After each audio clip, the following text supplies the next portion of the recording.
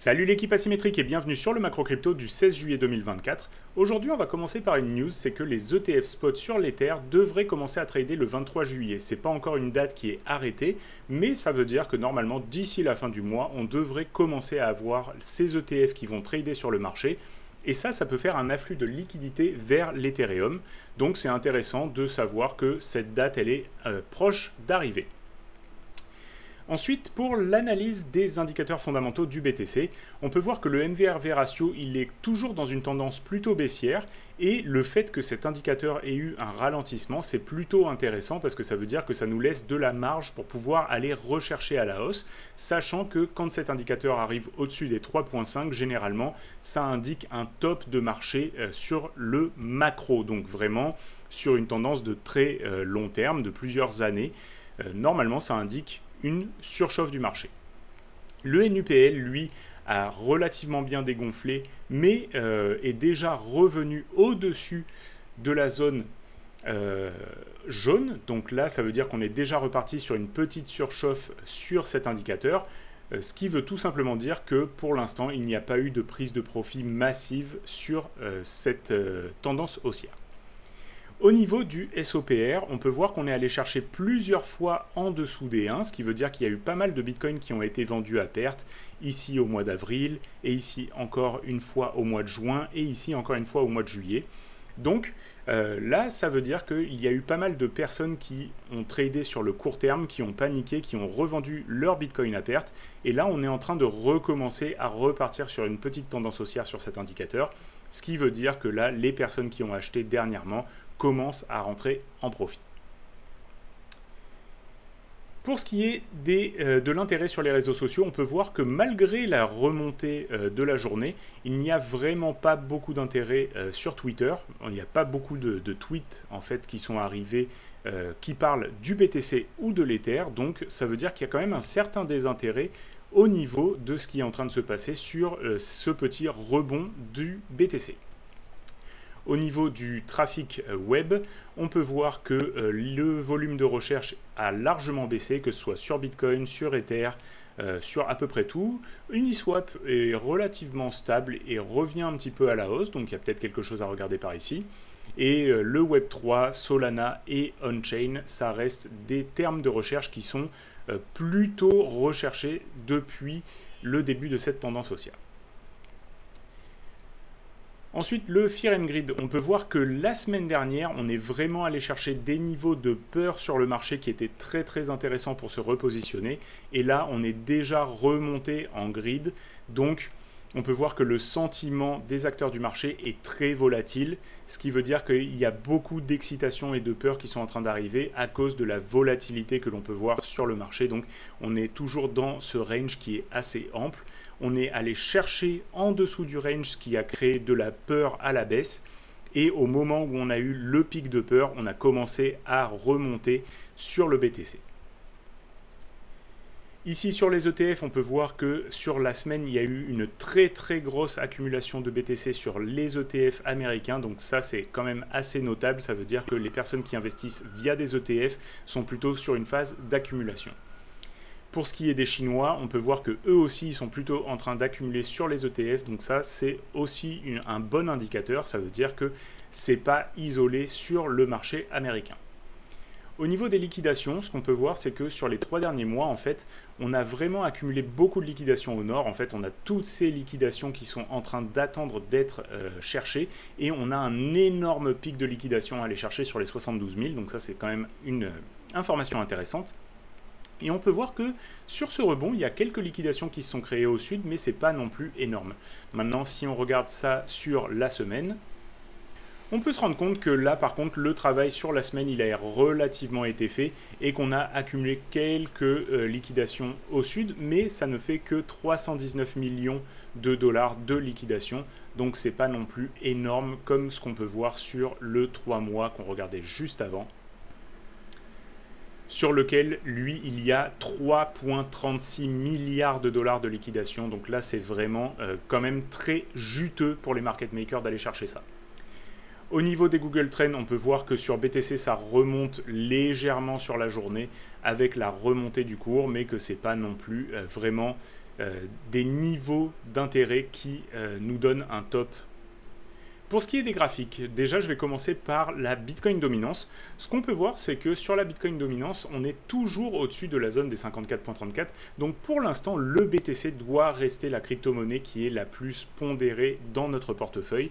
Et quand on aura cette zone qui sera cassée à la baisse, on pourra commencer à revoir les altcoins surperformer. Mais pour l'instant, c'est vraiment des niches. En fait, il y a quelques narratifs qui permettent une surperformance des altcoins.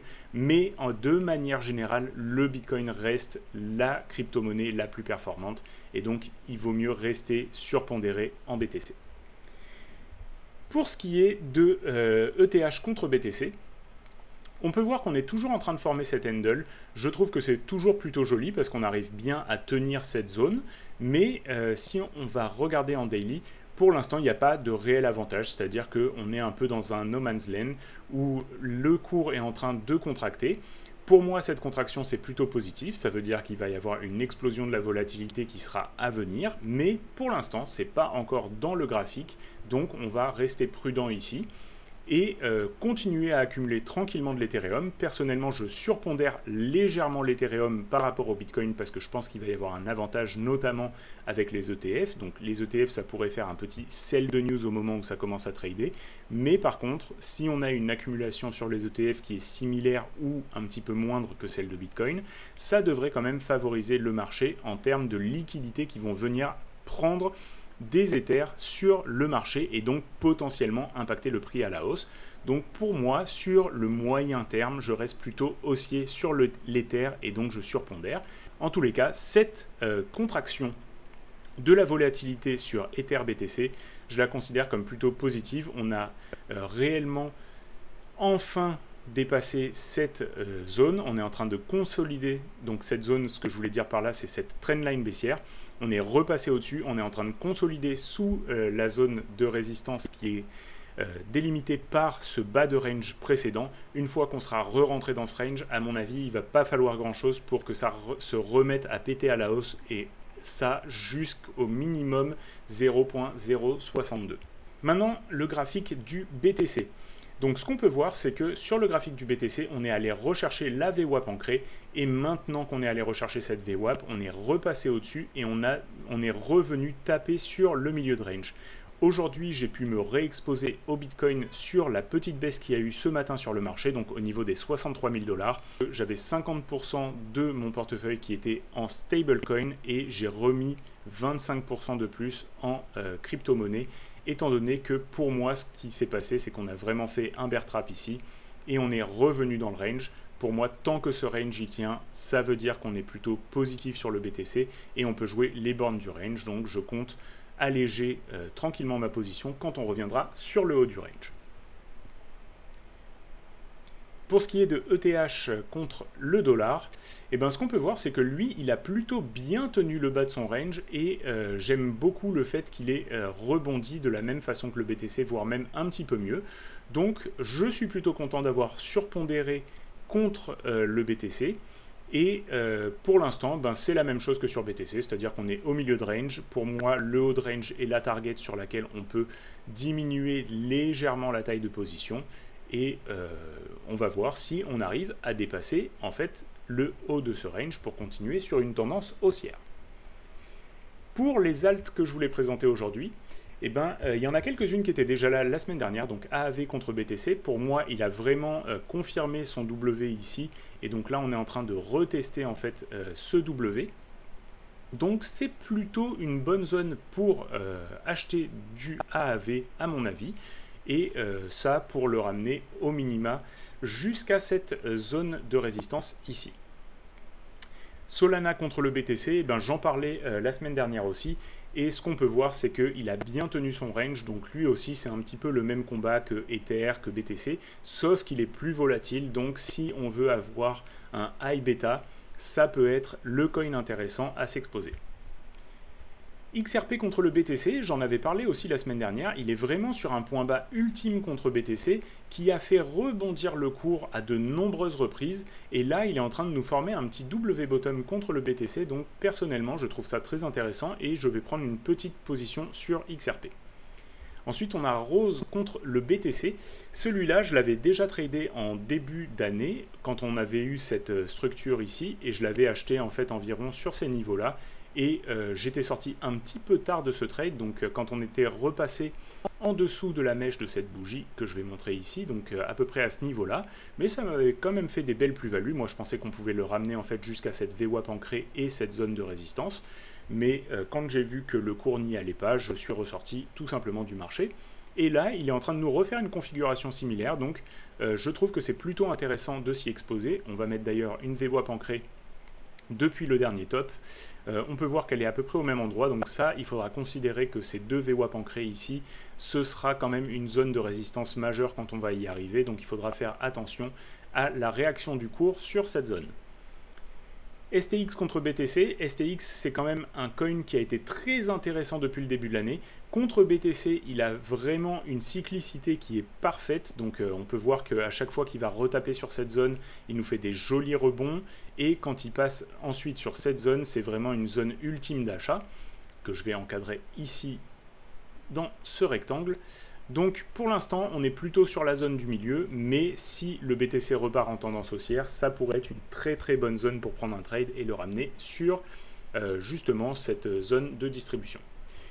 NIR contre le BTC, ça c'est un de mes coins favoris de ce bull run. Jusqu'à présent, il m'a fait à chaque fois que j'ai pris des trades dessus des belles plus-values. Je trouve que contre le Bitcoin, il a vraiment une très très belle structure, c'est-à-dire qu'il n'arrête pas en fait depuis le point bas de septembre 2023 de nous faire une structure plutôt haussière. Il est revenu chercher des zones de résistance qui sont intéressantes, il rebondit bien dessus, donc pour moi ça reste un coin à surveiller. Bien sûr, il y a 7 résistances majeures à passer, donc ça ce sera quand même quelque chose encore une fois à surveiller, et on va vouloir voir le cours s'extirper de cette résistance. Mais pour l'instant, le fait qu'il consolide en dessous de la résistance et qu'il n'est pas allé rejeter plus bas, qu'il n'est pas, comme de nombreux coins sur ce marché, en vraie perte contre le BTC, je considère que c'est un coin fort de cette tendance haussière. Et CFG contre BTC, donc lui c'est un coin qui est sur le narratif des Real World Assets. Pareil, je l'ai tradé en début d'année quand il était sur ces niveaux-là. J'ai pris un très beau trade qui est revenu chercher cette zone.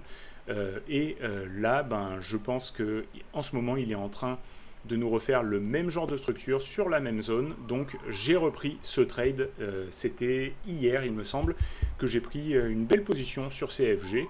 Donc on va attendre de voir si tout simplement ce trade se réalise comme je le prévois, ou si je vais avoir tort. Pour l'instant, ça se déroule plutôt bien, donc je vous tiendrai au courant dans les prochaines sessions. Voilà, comme d'habitude, j'espère que je t'ai apporté beaucoup de valeur à travers cette vidéo. Laisse un like, abonne-toi à la chaîne, mets un commentaire et partage la vidéo avec tes amis investisseurs. Et on se retrouve la semaine prochaine pour une prochaine vidéo. Bye!